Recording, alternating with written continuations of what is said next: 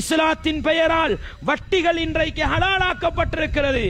இன்றைக்கு இஸ்லாமிய பேங்க் என்று சொல்லிக்கொண்டு, இஸ்லாமிய கடன் திட்டம் என்று சொல்லிக்கொண்டு, இஸ்லாமிய வங்கி முறை என்று சொல்லிக்கொண்டு ஏகப்பட்ட வட்டிகளும் ஏகப்பட்ட ஏமாற்றுகளும் ஹலாலாக்கப்பட்டிருக்கிறது.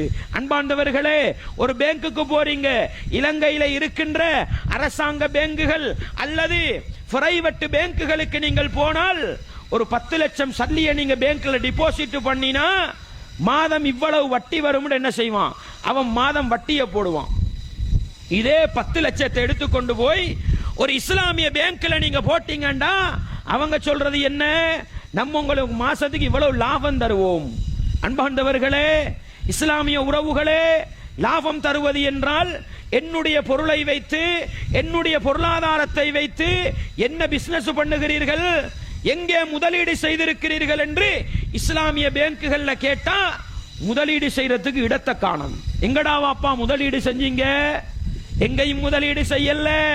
நீங்க பேங்க்ல போடுற சல்லியை எடுத்து 10 பேருக்கு கடன் பிச்சை கொடுக்கிறது, கடனை கொடுத்துட்டு அவனுக்கிட்ட என்ன செய்யறது? ஒரு கணக்கு லாபத்தை எடுத்து உங்களுக்கு லாபம் போடுறது. இதத்தான் வட்டி பேங்க் செய்து, அதுக்கு பேரு ரிபா, அதுக்கு பேரு இன்ட்ரெஸ்ட். இஸ்லாமிய பேங்க் அதுக்கு முராபஹான்னு பேர் வச்சிருக்குது. அன்பாண்டவர்களே, பெயர்கள் வித்தியாசமாவினாலும் வடிவம் வட்டி என்றால் அது வட்டிதான். நீங்க ஒரு பேங்க்ல கரண்ட் அக்கவுண்ட் வச்சிருக்கிறீங்க, ஒரு செக் ஒருத்தருக்கு எழுதி கொடுக்குறீங்க. எப்படி?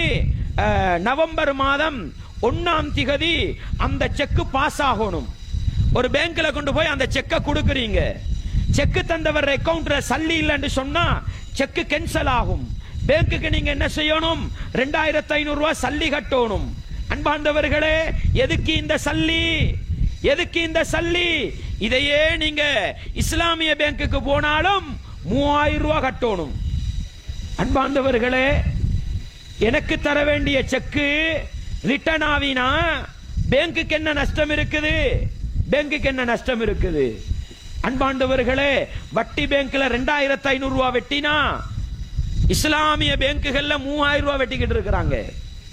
அன்பாண்டவர்களே, உங்களுக்கு ஒரு வாகனம் வாங்கணும், உங்களுக்கு ஒரு காணி வாங்கணும், உங்களுக்கு ஒரு வீடு வாங்கணும், உங்களிடத்தில் இருப்பது அரைவாசி பணம் தான். 30 லட்சம் பெறுமதியான வாகனத்துக்கு உங்களோட கையில இருக்கிறது 15 லட்சம். உங்களுக்கு வாகனம் வேணும்னா நீங்க என்ன செய்வீங்க? நேரா ஒரு வாகன சேலுக்கு போய் கடன் தரையிலுமாண்டு கேட்பீங்க. அப்படித்தானே? வாகனம் வாங்கணும்னா வாகன சேலுக்கு தான் போவீங்க.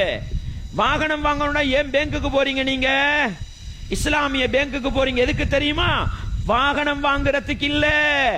பேங்க்ன்றது பிசினஸ் இடம் அல்ல, அது பொருளாதார கொடுக்கல் வாங்கலுக்கான இடம். அங்க நீங்க போறது, எங்களுக்கிட்ட 30 லட்சம் வாகனம் வாங்கணும், 15 லட்சம் தான் கையில இருக்குது, இன்னொரு 15 லட்சம் தரையிலுமான்னு கேட்கிறீங்க. அவன் 15 லட்சத்தை சல்லியா தந்தா லாபம் எடுக்க இயலாது. அதுக்கு அவன் போட்ட இஸ்லாமிய திட்டம் என்ன தெரியுமா?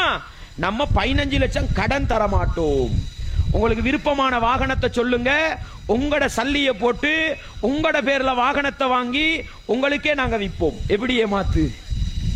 எப்படி ஜில்மாறு? இஸ்லாத்தின் பெயரால் வட்டியை ஹலாலாக்குகிற கலாச்சாரம், இஸ்லாத்தின் பெயரால் ஏமாற்றை ஹலாலாக்குகிற கலாச்சாரம். ரசூலுல்லாஹ் ஸல்லல்லாஹு அலைஹி வஸல்லம் சொன்னார்கள், அல்லாஹ் யூதர்களை சபிப்பானாக, அல்லாஹ் யூதர்களை சபிப்பானாக. சபித்ததற்கு காரணம் என்ன தெரியுமா? அவர்களுக்கு கொழுப்பு ஹராமாக்கப்பட்டது, தனி கொழுப்பு ஹராமாக்கப்பட்டது. இறைச்சிகளோடு ஒட்டி இருக்கின்ற கொழுப்பு மட்டும்தான் அவர்களுக்கு ஹலால். என்ன தெரியுமா செஞ்சாங்க?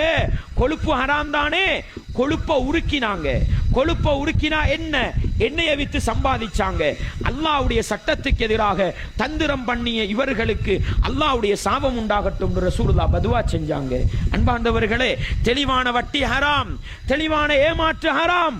அதையெல்லாம் வைத்துக்கொண்டு அதற்கு முராபஹா என்றும் அதற்கு என்னென்னவோ இஸ்லாமிய பெயர்களை வைத்து ஹலாலாக்க துடிக்கிறார்கள் என்றால் ஒவ்வொரு இஸ்லாமிய உறவுகளும் அல்லாஹுவை பயந்து இஸ்லாத்தின் பெயரால் எப்படிப்பட்ட விடயங்கள் எல்லாம் இஸ்லாத்துக்குள் புகுந்திருக்கிறது என்பதை இனம் கண்டுகொண்டு அப்படிப்பட்ட விடயங்களிலிருந்து எங்களை நாங்கள் பாதுகாத்துக் கொண்டு இந்த உலகத்தில் குர்ஆனும் சுன்னாவும் எதை இஸ்லாம் என்று சொல்கிறதோ அதை எடுத்து நடப்போம்.